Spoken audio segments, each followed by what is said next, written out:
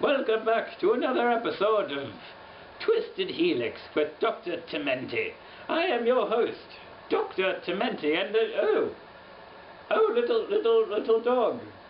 You want to tell me a thing? Yes, tell me a thing. Tell me a thing before we start.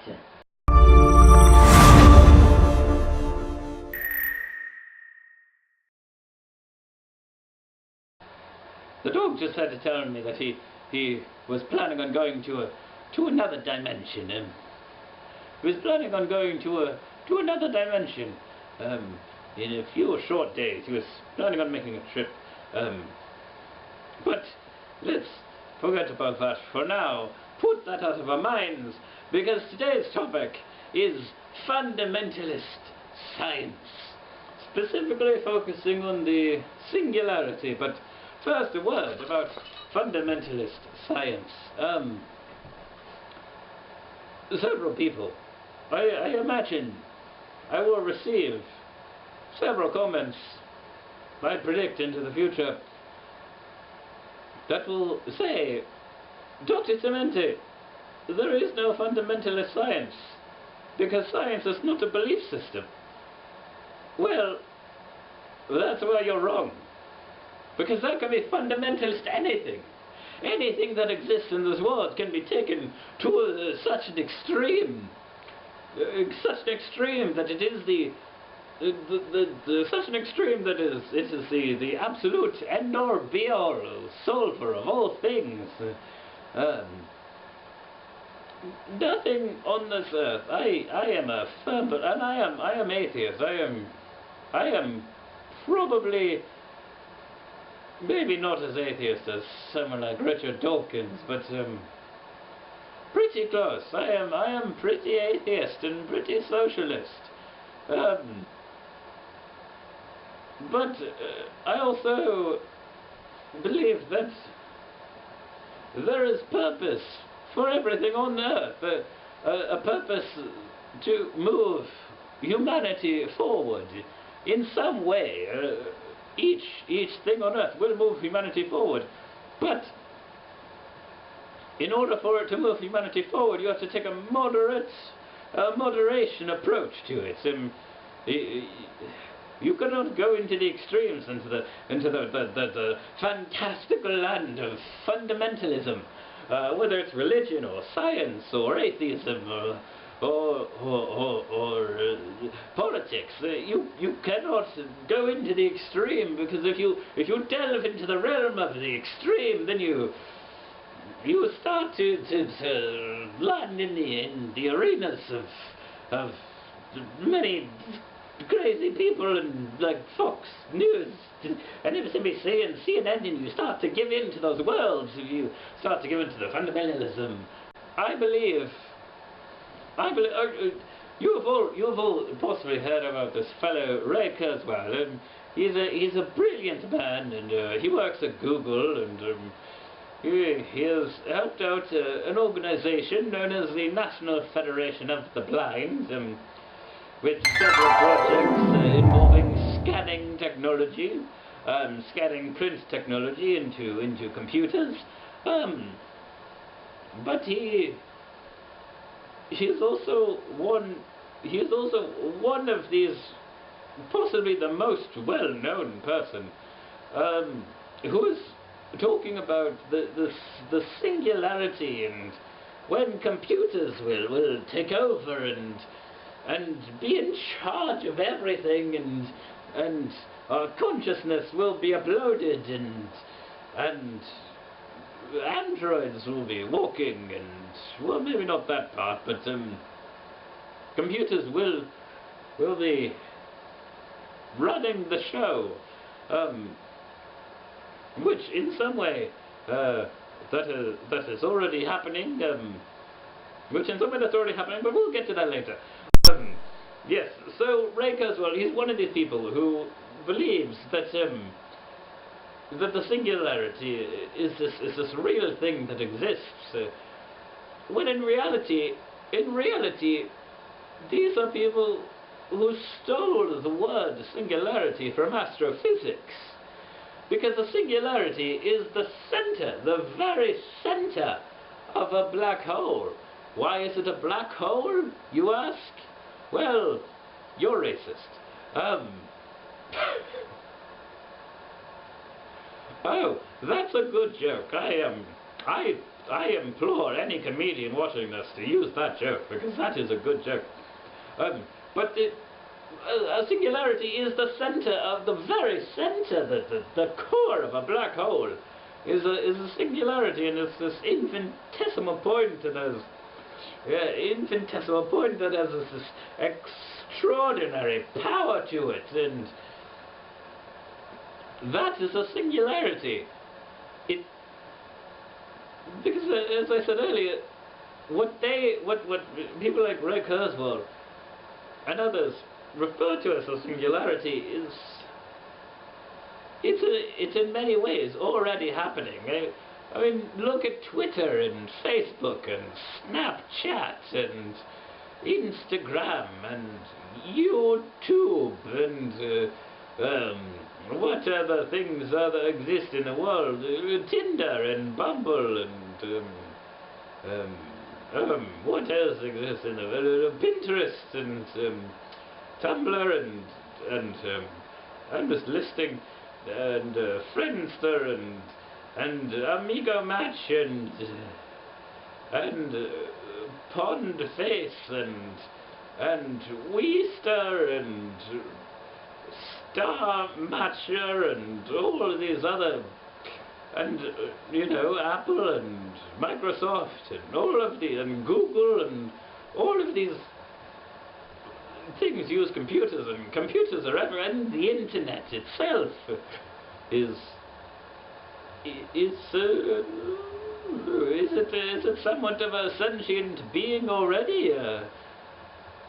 It is definitely a body that has an opinion and a mind of its own, and yes, there are parts of it that speak sense and rationality, and well, maybe quite a large portion of the internet that speaks sense and rationality and reason, but there is a part of the internet, a body of the internet that is this sentient, crazy being that reproduces and does all these things. And what I'm trying to say is that what they refer to as the singularity has already happened. It's not something that's going to happen. Computers aren't one day going to take over our lives and just be in control of everything, because they've already done it. What are you watching us on? My guess is that most of you are watching this on a phone or some sort of tablet or a computer. All of us have smartphones nowadays, have little computers in our pockets, and there is. It is causing. This is an idea taken from Morgan Freeman, the great man, actor. But we are in the sort of a zombie apocalypse, if you will, because everyone is staring down at their phones and tablets and Twitter feeds. People have become zombies. Because you think about a zombie as a mindless thing that is simply moving forward into the world. Well, that is many people who are on the internet. No offense to any of you who are on the internet, but that is a lot of that does seem to make up a lot of the internet. So my message to anyone: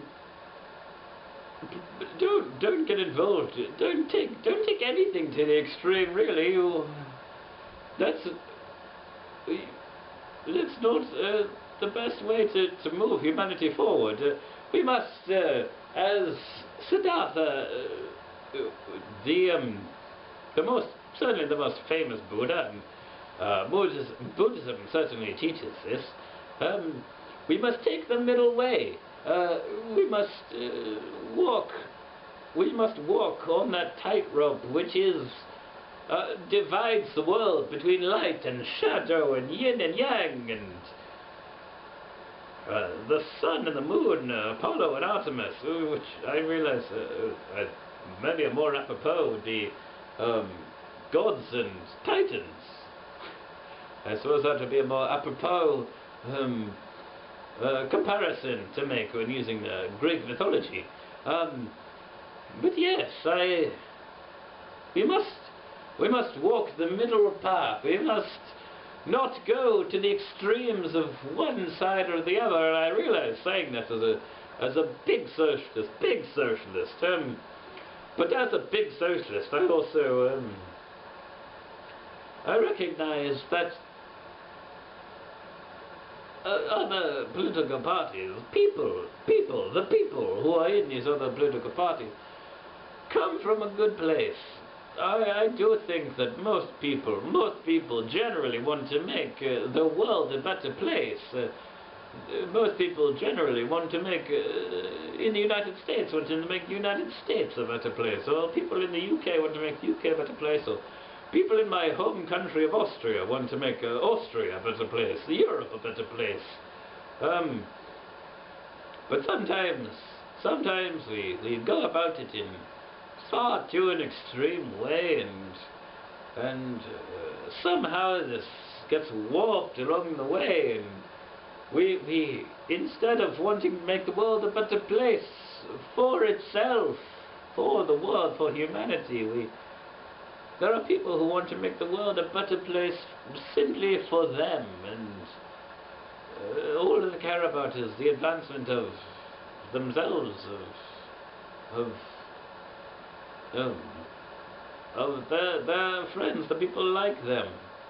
Well, it's those people who have to be taught, who have to be brought back from the brink of sanity, and who are standing on the precipice and about to fall off into the waters of extremism and fundamentalism, and I think as we have learned in our time leading up to this April 2016, this 2016, science is not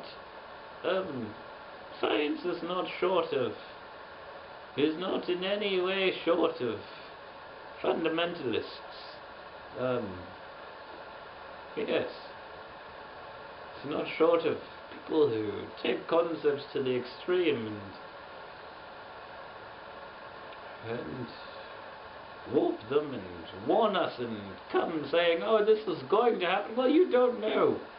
You don't know what's going to happen. Stephen Hawking has no idea what extraterrestrials, non-Tarans, will do or will be like. I am much more in the camp of Neil deGrasse Tyson, who have the belief that if there are other beings, which there probably are, and if there are other beings like us who are corporeal and humanoid, if they have reached space travel, unless they're like the Klingons, Cardassians, the Romulans, or the Jem'Hadar, or the Dominion, or they will be peaceful. They will be like the Vulcans, or but if they've reached this advanced state that they are traveling to other worlds, and they've united, they will likely have united the world. The point is, they will likely have united their own world, so they'll be living in a relative peace, because they stayed away from the extremes. Because extremism and fundamentalism, it corrupts us, it corrodes our society. So I implore you all, take the middle way and enjoy science. Yes. Okay. Okay, welcome back to... Forgot the title of the... I forgot the title of the show. Oh, yeah. Fundamentalism. Oh. Oh. Well, that's a quite way to say it. Yes. All right now, depending on, you know, whatever. This is time is wangity poogity. Yes, that is a concept that Stephen Moffat stole from me when he wrote when the exotic fluke came out, and the doctor said wibbly wobbly timey wimey. That is a thing that is taken from the spirit of me, because I'm quite well known for saying that time and space are wingity dingity wongity poogity. Wingity dingity wongity poogity. That is very fun to say.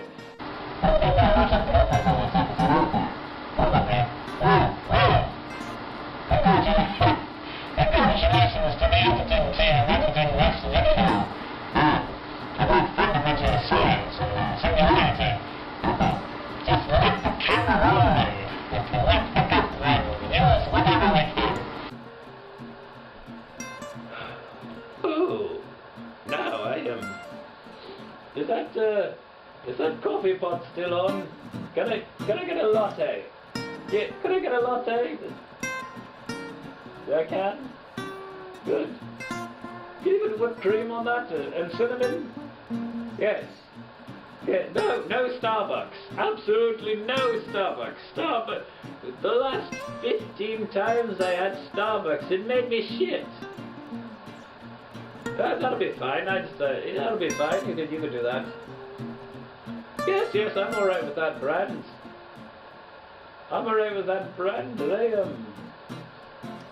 They support the middle way. They support, so they're quite socialist as well. Good. Yes. Yeah. Oh, you want me to get? I'll go get it. Oh, yes, I will go get it.